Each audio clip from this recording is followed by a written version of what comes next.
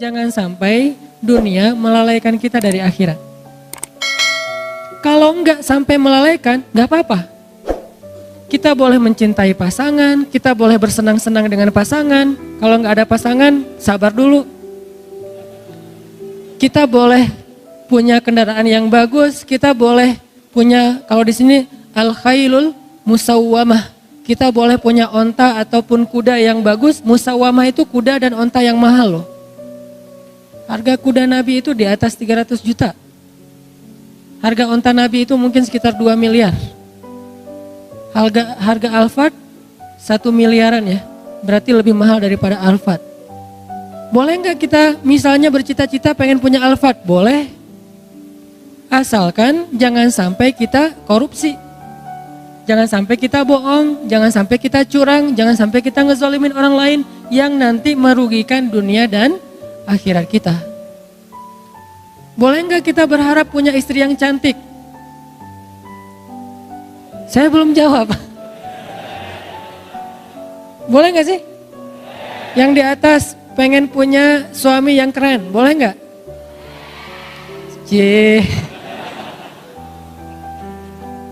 Boleh share akun Instagramnya ke belakang, diedit dulu tapi postingannya. Yang warnanya gelap diterangin ya. Kenapa boleh? Padahal di dalam ayat ini Allah mengatakan zuyyina linnas hubbus syahawati minan nisa. Dijadikan terasa indah di pandangan manusia itu syahawati minan nisa. Syahwat itu bukan cuma cinta ya. Di sini bahasanya terjemahannya halus. Syahwat itu kebutuhan biologis. Sehingga ada yang ngomong gini nih, sering ada di komen, ada di statement di sosmed tuh gini. Nikah mah jangan karena hawa nafsu, tapi karena Allah. Sehingga kalau ada yang nanya ke saya, Ustadz tuh nikah nafsu gak sih? Nafsu, saya bilang. Kalau gak nafsu gimana caranya? Wah Ustadz gak benar, berarti nikahnya gak ikhlas karena nafsu. Perhatikan firman Allah di surat Al-Mu'minun. Walladzina hum li furujihim hafizun illa ala azwajihim. Orang yang menjaga, kemaluannya kecuali kepada istri-istri mereka. Oh kalau gitu nikah boleh dong karena hawa nafsu? Boleh banget, memang gitu. Bukankah makna litaskunu ilaiha yang kita singkat dengan istilah sakinah itu adalah laki-laki supaya merasa tentram kepada perempuan? Itu bahasa kiasan. Al-Quran itu punya gaya bahasa kiasan, punya gaya bahasa peribahasa. Al-Quran itu ada. Salah satu peribahasa Al-Quran itu inna angkaral aswat la sautul hamir. Sesungguhnya seburuk-buruk suara itu suara keledai. Itu peribahasa Al-Quran. Ada juga kiasan. Kiasannya apa? Yang tadi kiasannya litaskunu ilaiha, supaya kalian merasa tentram kepada istri kalian. Maksud tentram di sini adalah bisa menyalurkan kebutuhan biologis dengan cara yang terhormat dan halal. Masa sih Ustadz? Nih dengerin hadis Nabi.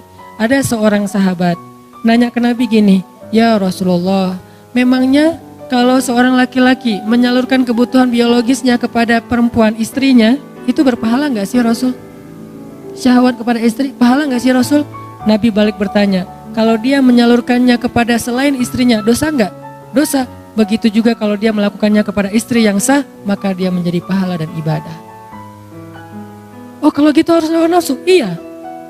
Walaupun itu bukan yang terpenting. Tapi Nabi meletakkan itu di awal. Ketika Nabi mengatakan pilihlah perempuan karena 4 hal. Yang paling depan apa? Fisik kan? Walaupun yang paling utama apa? Agama, iman. Tapi Nabi nggak meletakkan agama di depan, padahal agama paling utama. Kenapa? Nabi itu kalau ngomong yang realistis. Walaupun punya idealisme. Ini lihat gaya bahasa Nabi nih. Kalau kita kan agama. Kata Nabi bukan. Fisik dulu, harta, keturunan, baru agama. Tapi kalau disuruh pilih, agama dulu. Tapi Nabi nyebutnya apa? Fisik dulu kan? Kan kita nggak tahu seseorang itu soleh atau enggak pas kita baru ketemu, baru lihat akunnya ketahuan soleh atau enggak ketahuan. Pasti yang pertama kita lihat hasil editan di ngedit semalaman. Wah, Korea banget nih. Korea yang dikasih hijab gitu ya. Boleh nggak kayak gitu? Boleh. Bukankah sahabat pernah mau menikahi seorang cewek, saking terjaganya dia nggak ngelihat calon istrinya. Nabi nanya, kamu udah ngelihat belum wajahnya? Belum ya Rasulullah. Kalau bahasa kita, enggak ya Rasulullah, saya mah menjaga pandangan. Kata Nabi, jangan gitu, lihat coba. Nabi kan orangnya realistis. Oh gitu ya Rasul, boleh saya lihat? Boleh. Akhirnya dia stalking. Bahasa sekarang stalking, bahasa hadisnya dia ngintip-ngintip. Kan stalking kan? Dia mengintip-ngintip dari kejauhan mana si cewek lagi keluar dari ruang kuliahnya. Oh itu, Masya Allah, Subhanallah. Saya pikir biasa-biasa aja, ternyata bidadari. Ini artinya dia stalking. Boleh nggak stalking? Boleh, selama postingannya masih aman. Begitu ada yang macam-macam, langsung unfollow. Di blok jangan, kasihan. Unfollow aja, dan jangan unfollow terus ganti akun, lihat pakai akun yang baru, jangan. Biar nggak ketahuan, bikin 2 akun, 1 akun pencitraan, 1 lagi akun stalking. Enggak, bukan pengalaman. Pernah sih. Ini artinya teman-teman, ternyata dalam hadis boleh kita mencintai istri kita karena nafsu, tapi itu kan bukan yang terbesar ya porsinya. Tetap ada porsi itu yang realistis lah. Sampai Nabi mengatakan salah satu di antara perbuatan sia-sia tapi berpahala adalah bercanda gurau dengan keluarga, istri dan anak. Nanti kita akan bahas tentang kata Nabi itu, kullu syai'in laisa lahu min dzikrillah fahuwa lahun. Segala sesuatu yang gak ada unsur zikir di dalamnya itu sia-sia. Illa arba'u khisal, kecuali 4 perkara. 4 perkara ini gak ada zikir, gak apa-apa. 4 perkara ini cuman main-main doang, gak apa-apa. 4 perkara ini senda gurau, gak apa-apa. 4 perkara ini kata orang cuman sia-sia, gak apa-apa, malah berpahala. Ada gitu Ustadz yang sia-sia berpahala? Ada, saya emang cari yang kayak gitu-gitu. Ini angle yang jarang dibahas tentang Islam, biar kita tahu salah satu prinsip Islam itu teman-teman apa? Ayat yuridullahu bikumul yusra wa la yuridu bikumul usra ma anzalna alaikal qur'ana litashqa. Itu prinsip Islam. Allah pengen memudahkan kalian, Allah tuh gak pengen nyusahin kalian. Di surat Toha, tidaklah kami menurunkan Al-Quran untuk hanya ngebebanin kamu Muhammad. Enggak. Al-Quran itu tidak diturunkan sebagai beban. Syariat itu bukan sesuatu yang ribet. Justru Islam itu yusr, kemudahan. Salah satu bukti bahwa Islam itu mudah, nikah. Itu bukti banget tuh. Nikah susah atau mudah? Mudah. Yang mempersulit nikah itu calon mertua berkumis tebal. Kalau syariat Allah mah gampang nikah itu, coba bayangin cuman akad doang kan. Saya terima nikah fulanah binti fulan dengan mahar sekian-sekian. Kata saksi enggak sah. Berarti yang mempersulit bukan Allah tapi saksi. Kenapa saksi mempersulit? Ternyata saksinya mantan. Hati-hati cari saksi ya.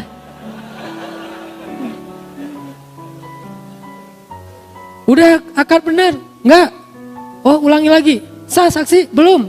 Seharian gak bakalan sah kalau saksinya adalah M bintang-bintang.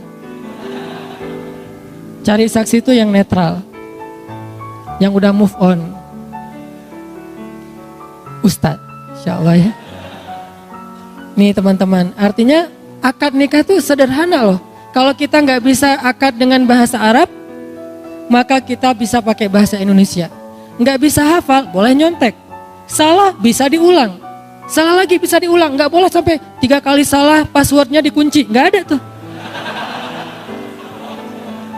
Kan kalau akun yang lain 3 kali salah masukin password nggak bisa lagi ya. Kita harus detect lagi tanggal lahir, nama ibu, permainan yang disukai waktu kecil segala macam, kalau lupa gimana? Itu sulitnya birokrasi manusia. Kalau Allah mah asik-asik aja. Salah, ya udah nggak apa-apa, ulang. Seharian diulang, Allah tungguin. Begitu benar sekali, sah, Allah bahagia. Malaikat bahagia, ngedoain kita tuh malaikat tuh. Sebetulnya nikah itu sederhana, cuman kayak gitu doang, mengubah status orang yang tadinya sentuhan aja nggak boleh, sekarang sentuhan jadi berpahala. Tadi saling ngelihat tuh nggak boleh, sekarang ngelihat berpahala. Salah satu hobi saya di rumah tuh lihat-lihatan. Maaf ya. Saya tuh kalau di rumah gini aja. Masya Allah. Tuh, wah, saya di rumah alhamdulillah ya. Jarang sholat sunnah kecuali sholat sunnah yang muqayyad. Kalau mutlak itu jarang. Sholat sunnah mutlak itu kan bebas ya kapan aja ya. Itu jarang. Karena diganti dengan memandang wajah istri. 4 hal ya. Boleh walaupun sia-sia. Boleh tuh. Kullu syai'in laisa lahu min dzikrillah fahuwa lahwun illa arba'u khisal. Segala sesuatu yang tidak ada zikir kepada Allah di dalamnya lahwun. Sia-sia kecuali 4 perkara. 1, masyur rajul bainal ghardain. Bolak-baliknya seorang laki-laki di antara 2 spot. Apa maksudnya? Berburu. Kalau bahasa ulama, memanah. Dari tempat dia memanah sampai target, terus nanti anak panahnya udah sampai di sana, dia ambil, balik lagi, manah lagi. Mungkin cuma 1 anak panahnya atau 2, balik lagi, manah lagi, bolak-baliknya. Sambil bercanda gurau, sambil ketawa-ketawa, itu adalah ibadah, bayangin. Cuman sebagian ulama menafsirkan hadis. Kalau dulu konteksnya memanah, kalau sekarang berburu. Intinya menembak kan?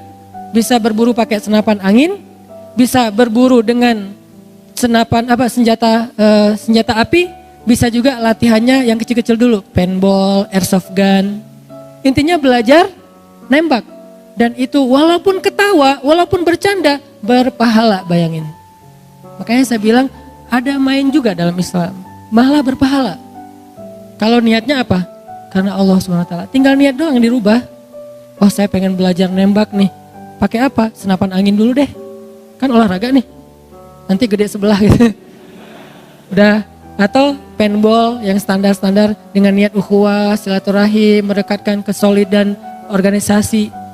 Sekalian belajar sabar, belajar teliti, nanti airsoft gun naik lagi jadi senjata api kalau legal. Ada apa mungkin organisasinya, berburu babi, berburu rusa segala macam. Itu bolak-balik antara satu tempat ke tempat yang lain malah berpahala. Bukan hanya itu, Nabi itu pernah jalan dengan Abu Bakar dan Umar bertiga. Kan ini segeng ya, soulmate banget nih bertiga. Karena Nabi itu ada sahabat, ada geng. Sahabat Nabi itu Muhajirin dan Ansor. Geng Nabi, Abu Bakar dan Umar, itu geng. Biasanya Nabi kalau pengen me time, gak ada yang boleh ketemu Nabi kecuali 2 orang ini. Abu Bakar dan Umar, tambah Utsman satu lagi. Kayak saya pernah ceritakan, Nabi lagi me time di sebuah sumur, cuma pengen sendiri aja, terus suruh seorang sahabat jagain pintu sumur, gak boleh masuk. Tiba-tiba datang Abu Bakar, ribut, saya pengen ketemu Nabi. Gak boleh, kata Nabi gak boleh, sekarang gak ada waktu selfie. Terus kata Nabi, siapa itu ribut-ribut di depan? Kata sahabat yang jagain, itu ini Abu Bakar ya Rasulullah. Kata Rasulullah, izinkan dia masuk, dia itu ahli surga. Masuklah Abu Bakar. Duduk di sebelah Nabi, menjulurkan kakinya ke sumur. Ini sebagai sebuah nubuwah, sebagai sebuah berita bahwa Abu Bakar nanti akan dimakamkan di sebelah Nabi. Terus datang lagi Umar. Saya pengen masuk, gak boleh kata Nabi, gak boleh masuk. Tapi saya pengen masuk, saya satu geng sama Nabi, gak boleh pokoknya. Apa itu rame-rame? Ini Umar ya Rasulullah, izinkan dia masuk, dia ahli surga. Masuk aja Umar, saya juga bilang apa, boleh masuk, masuk aja. Ini mah kalau kita ya. Masuk Umar, duduk di sebelah Abu Bakar. Nubuat bahwa Umar akan dimakamkan di sebelah Abu Bakar. Seperti itulah posisinya. Duduk di sumur gitu bertiga, ngobrol-ngobrol santai. Apa yang diobrolin? Gak tahu, pokoknya santai aja nih. Kalau kita mungkin lagi ngopi-ngopi gitu, wah ini bagus nih, sifon, ini apa 360 apa segala macam. Gak penting sih yang diomongin. Lagian namanya juga lagi me time. Datang lagi yang ketiga, Utsman. Saya pengen masuk, gak boleh. Saya pengen masuk, gak boleh. Apa itu rame-rame di depan? Ini Utsman ya Rasulullah. Izinkan Utsman masuk, sesungguhnya Utsman adalah sebaik-baik pemuda surga. Lebih daripada Abu Bakar dan Umar istilahnya. Sebaik-baik pemuda surga. Masuk Utsman. Tempat tadi udah penuh. Akhirnya Utsman duduk di seberang, itu menjadi nubuat, takwil bahwa Utsman akan dimakamkan di Baqi, tidak di sebelah Rasul, Abu Bakar dan Umar. Ini banyak cerita-cerita kayak gini yang jarang kita bahas. Dan angle-nya apa? Oh ternyata Nabi juga ngegeng gitu ya. Karena yang nyambung kalau TikTok tuh cuma mereka bertiga nih. Kalau yang lain diam dengerin aja, sami'na wa ata'na, Masya Allah, Masya Allah. Kalau ini enggak ya Rasulullah, gini. Suka berbeda pendapat dan itu seru. Makanya salah satu yang keren dari pernikahan itu kalau kita bisa chat sama istri kita tuh kadang-kadang rame, debat. Tapi setelah itu pelukan, ya. Ini teman-teman, ternyata berburu itu sesuatu yang luar biasa di sisi Allah. Sampai ada hadis Nabi, nanti cek lagi deh. Nabi bilang gini, malaikat itu menyaksikan dua hal. Dua olahraga itu, dua permainan, malaikat menyaksikan. Satu, berburu, kedua, lomba berkuda atau onta. Itu malaikat nonton loh. Bukan cuman malaikat diam, tapi nonton. Bayangin kalau nonton kira-kira kita gimana? Wah seru gitu kan? Malaikat yusyahid. Arti yusyahid, malaikat ikut nonton acara berburu sama balapan. Jadi kalau dulu konteksnya berkuda beronta, sekarang mungkin BMX, ngetrail, off-road, touring, itu malaikat nonton loh. Arti malaikat nonton, malaikat tuh senang dengan kegiatan-kegiatan kayak gitu. Kalau niatnya karena Allah, yang dilarang apa menurut ayat 14 surat Ali Imran? Jangan sampai gara-gara itu telat sholat, itu doang masalahnya. Makanya saya sering bilang, fun itu gak harus nambah dosa, tetap bisa fun kok. Kita bisa asik, bisa seru tanpa harus nambah dosa. Karena Islam itu luas banget. Sampai kita balapan aja selama gak melanggar lalu lintas, malaikat nyaksiin. Kita berburu, malaikat ikut nonton. Mana? Malaikat ikut nonton. Makanya Nabi pernah jalan bertiga nih. Rasul, Abu Bakar, Umar jalan bertiga. Lewat orang yang lagi mana? Terus ada satu laki-laki pas mau manah gitu dia bersumpah, demi Allah ini akan kena sasaran. Kan orang Arab kalau ngomong tuh suka wallahi ya. Wallahi ini akan kena sasaran. Wallahi ini akan kena sasaran. Ternyata meleset. Kata Abu Bakar, dia sih sumpah berarti nggak kena sasaran tuh berarti dia harus bayar kifarat sumpah. Kata Nabi, sumpah dalam masalah memanah maka itu dimaafkan. Sampai segitunya. Sahabat saking seriusnya pengen kena sasaran tuh, dapat poin yang paling gede di tengah, dia sampai sumpah, demi Allah ini kena nih. Ternyata meleset, kata Abu Bakar yang lewat, dia sih udah terlanjur sumpah, meleset berarti dia harus bayar denda, kifarat sumpah. Kata Nabi, sumpah dalam memanah dimaafin. Menunjukkan gimana mudahnya Islam memberi ruang untuk orang main. Jadi kalau kita berburu, ini kena nih, demi Allah ini kena nih. Tapi jangan dimain-mainin ya, karena dia serius nih. Ini kena nih demi Allah, nggak kena. Wah lu udah sumpah tuh, bayar tuh kifarat. Bayar kifarat sumpah kan lumayan gede tuh. Berpuasa atau kasih makan orang miskin, ternyata khusus buat latihan atau bermain. Kalau saya lebih menyebutnya bermain ya, walaupun maksudnya berlatih, itu dimaafin coba. Maka kata Nabi, di antara 4 yang main-main tapi berpahala, yang nomor 1-nya berburu. Nomor 2, seorang laki-laki yang melatih kuda atau ontanya. Melatih kuda atau melatih onta. Bukan berkuda doang, melatih. Jadi kuda itu kan bukan hanya dipakai untuk ditunggangin ya. Dia juga dilatih kayak kalau orang barat tuh ngelatih anjingnya biar sehat, pagi lari, sore lari gitu. Kita ngelatih kuda sama onta itu berpahala. Udah azan? Oke, insya Allah nanti kita lanjutkan setelah azan, kita dengarkan azan dulu. Penembaknya, dia dapat pahala dan dijamin surga. Yang ketiga, orang yang menyiapkannya. Yang menyiapkannya ini kalau dalam konteks dulu sejarah yang bawa-bawa anak panah. Kalau sekarang dalam konteks sniper modern kan ada 2 orang ya. Satu yang nembak, satu lagi yang apa itu istilahnya itu. Ya gitu deh. Asisten atau apa itu. Nah gitulah pokoknya, saya nggak ngerti istilahnya. Kan ada 2 orang kan. Satu yang nembak, satu lagi yang ngukur-ngukur gitu kan, kecepatan angin atau apa. Nah, dua-duanya dapat pahala dan dijamin surga. Coba lihat, betapa luar biasanya Islam. Sampai yang kayak gini-gini diatur. Kalau kita selama ini memandang Islam itu sempit, pasti karena pemahaman kita, bukan karena Islam itu sempit. Kadang ada orang ngapain sih kayak gitu-gitu, ini apa manfaatnya, ini tujuannya apa, ini kok sia-sia segala macam. Kenapa saya kadang-kadang komen baca lagi? Kenapa? Karena kurang baca deh. Karena hadis yang kita baca kan dari dulu innamal a'malu binniyat. Padahal jumlah hadis itu yang dihafal Al-Bukhari aja ada 200.000 hadis. Yang dihafal oleh Imam Ahmad bin Hambal ada 1.000.000 hadis. Berapa yang sudah kita hafal sehingga kita mengatakan ini sia-sia. Banyak angle-angle agama, angle Islam yang kita belum tahu.